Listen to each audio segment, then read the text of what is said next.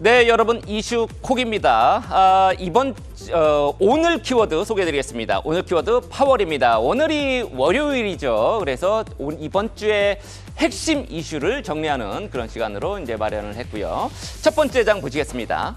이번 주 가장 중요한 이슈 중에 하나 바로 제롬 파월 연준 의장의 연설입니다. 지난주에 FOMC 연방공개시장위원회 열어서 파월이 여러 가지 얘기했습니다. 기준금리 5.5% 동결하고 파월이 덜 매파적인 이런 모습을 보였습니다. 일단 국채 금리가 뛰면서 시장이 충분히 긴축해 있다.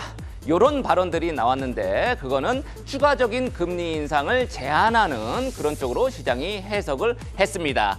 특히 이제 파월이 데이터 디펜던트 이제 앞으로 나올 지표에 의존하겠다 이런 이제 표현을 썼는데 그 지표를 보면 앞으로의 향배 그건 좀 알 수 있죠. 지금 지표 중에 좀 중요한 게 미국의 인플레이션입니다. 전달 기준으로 미국의 인플레이션 이미 3.7%까지 많이 완화돼 있는 상황입니다. 뭐 9월 기준의 인플레이션이긴 합니다만 그 다음에 중요한 게 고용이죠. 지난주 토요일에 미국의 고용 지표가 나왔는데 전달 대비 15만 개 증가에 그쳤습니다. 전달에, 그러니까 9월 달에는 30만 개 정도가 늘었었는데 10월 들어서 한 15만 개 정도로 뚝 꺾인 거죠. 고용시장이 냉각되고 있는 신호가 강하게 잡혔습니다. 바로 연준이 그동안에 학수고대하던 그런 숫자였습니다.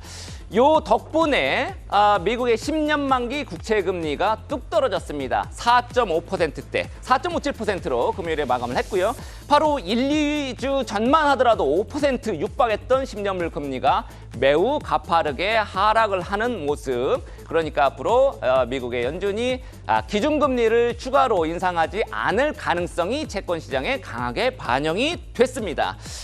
지금 다음 건 보시겠습니다. 그 다음에 이제 중요한 거 중국의 10월 수출입 동향도 이번 주에 나옵니다. 중국의 수출 별로 안 좋죠. 한국의 경제와 굉장히 밀접해 있습니다. 지금 7월만 하더라도 마이너스 14% 찍었던 중국의 수출 계속 아직까지 마이너스긴 합니다만 그 수출 마이너스 폭을 줄여나가고 있는 모습이 좀 긍정적으로 보입니다. 한국은 어떨까요? KDI 개발연구원에서 이번 주 목요일입니다. 올해의 경제 성장률 전망치를 내놓습니다. KDI는 올해 5월에 이미 올해 성장률 전망치를 하향 조정했습니다. 종전에 1.8% 예상했다가 1.5%로 낮췄는데 추가로 조금 더 낮출 가능성이 있어 보입니다. 이미 한국은행하고 정부는 1.4% 올해 예상을 하고 있고요. 조금 낮춘다 하더라도 시장에는 큰 영향이 없을 가능성이 있겠습니다. 마지막 장 보겠습니다.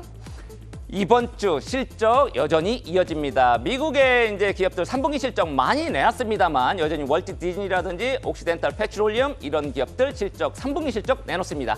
한국도 중요합니다. KT 같은 이동통신회사, 그다음에 유통사 중에 뭐 쿠팡 같은데, 백화점 같은 데들이 이번 주에 실적을 내놓는데 특히 쿠팡은 자기 혼자 잘 나가죠 지금. 5개 분기 연속으로 이제 흑자를 냈을 가능성 매우 높습니다. 게임주도 우리가 이제 실적 봐야 될 것 같고요. 특히 한국전력도 이번 주에 실적을 내놓습니다. 3분기에는 한 1조 5천억 원 정도 영업이익을 냈을 것이라는 게 이제 시장의 컨센서스인데 4분기에는 다시 고꾸라질 가능성이 있으니까 주가 추이 봐야 될 것 같고요. 마지막으로 오늘부터 공매도 전면 금지 들어갑니다. 외국인 동향에 우리가 촉각을 곤두세워야 할 것 같습니다. 지금까지 이슈 콕이었습니다.